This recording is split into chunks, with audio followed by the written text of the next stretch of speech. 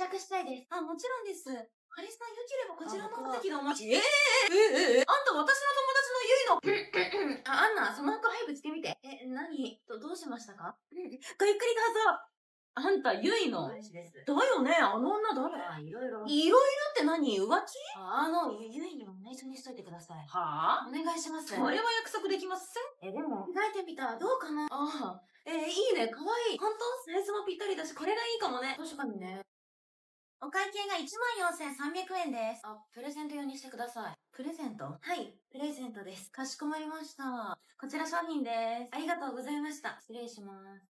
ゆい、最近彼氏とどう？なんで？順調だけど。変わった様子とかない？怖い怖い。何？いや、言いづらいんだけどさ、ゆいの彼氏浮気してるかも。え？昨日私が働いてる洋服屋に来て、女に服プレゼントしてた。嘘でしょ？ごめん、言うか迷ったんだけど、別れた方がいいね。